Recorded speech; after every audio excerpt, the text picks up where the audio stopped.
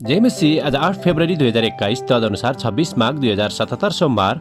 आज हामी माथिल्लो कोठाबाट हेर्नेछौँ। आजको शीर्षक छ शक्तिशाली शब्दहरू। आज हामी परमेश्वरको वचन दोस्रो तिमोथी 3को 10 देखि 17सम्म पाठ गर्नेछौँ। अब त तिमीले मेरो शिक्षा, मेरो चरित्र, मेरो जीवनको लक्ष्य, मेरो विश्वास, मेरो धैर्य, मेरो प्रेम, मेरो स्थिरता देखेका छौ। मेरा सतावटहरू र मेरा कष्टहरू एन्टिओखियामा, आइकोनियनमा र लुस्त्रामा ममाथि के पर्न आयो र कस्ता कस्ता सतावटहरू सहे तापनि ती सबैबाट प्रभुले मलाई बचाउनुभयो। ख्रिस्ट येशूमा भक्ति साथ जीवन बिताउन इच्छा गर्नेहरू सबैजना सतावटमा पर्ने नै छन्, तर दुष्ट मानिसहरू र ठगाहरू ठगेर र ठगिएर झन्झन दुष्ट हुँदै जानेछन्। तर तिमी चाहिँ आफूले सिकेका र दृढतासँग विश्वास गरेका यी कुराहरूमा लागिरह। ती कसबाट सिकेका छौ सो तिमी आफै जान्दछौ। तिमी बाल्यकालदेखि पवित्र धर्मशास्त्रसँग परिचित छौ, जसले ख्रिस्ट येशूमा भएको विश्वासद्वारा मुक्तिको निम्ति तिमीलाई शिक्षा दिन सक्छ। सम्पूर्ण पवित्र शास्त्र परमेश्वरको प्रेरणाबाट भएको र यो सिकाउनलाई, अर्ती दिनलाई, सच्याउनलाई, धार्मिकतामा तालिम दिनलाई लाभदायक हुन्छ, ताकि परमेश्वरको जन हरेक सुकर्ममा पूर्ण रूपले सुसज्जित भई सिद्ध भएको होस्। आमेन। यूहन्ना 6:63 लेखक यहाँ जोड दिनुहुन्छ। जीवन दिनुहुने आत्मा हुनुहुन्छ, शरीरबाट केही फाइदा हुँदैन। जुन वचन मैले तिमीहरूलाई बोलेको छु ती आत्मा र जीवन हुन्। आमेन। लेखक आफ्नो अनुभव र विचारलाई यहाँ यसरी प्रस्तुत गर्नुहुन्छ। म विश्वस्त थिएँ कि मैले आफ्नो मानविकी पाठ्यक्रममा A ग्रेड प्राप्त गर्नेछु। मैले लगभग निकै राम्रो ग्रेड कमाएको थिएँ र सेमेस्टरभर कक्षाको छलफलमा उत्सुकता साथ सहभागी भएको थिएँ।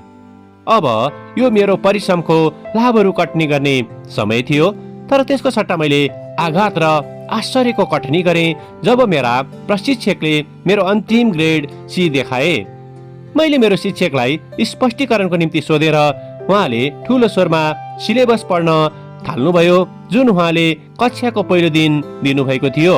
उहाँले पढ्नुभयो कि कक्षामा ढिलो आउने विद्यार्थी अनुपस्थित भएको मानिनेछ र एक निश्चित संख्याको अनुपस्थितिले अन्तिम ग्रेडमा असर पुर्याउनेछ। मैले याद गरेँ कि म धेरै कक्षामा ढिलो आइपुगेको थिएँ र त्यसैको कारण मेरो कडा परिश्रमको बावजुद पनि मैले C ग्रेड मात्र पाएँ। त्यो अनुभव निराशाजनक भए तापनि त्यसले मेरो बाँकी कलेज जीवनभर सबै सिलेबस ध्यानपूर्वक पढ्न मलाई अगुवाई र प्रेरित गरिरह्यो। मैले कलेजबाट स्नातक गरेँ, तर आजसम्म पनि म महत्त्वपूर्ण शब्दहरू बडो ध्यान दिएर पढ्ने कोसिस गर्छु र बाइबलका शब्दहरू र वचनहरू कुनै सिलेबसमा भेट्टाइने शब्दहरूभन्दा अतुलनीय रूपमा धेरै बढी शक्तिशाली छन्।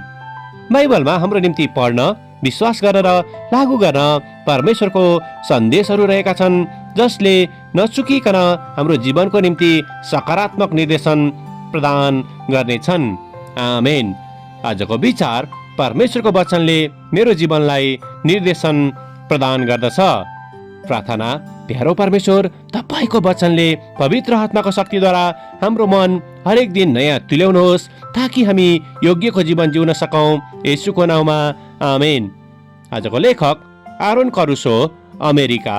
आजको प्रार्थनाको विषय कलेजका शिक्षकहरूको निम्ति।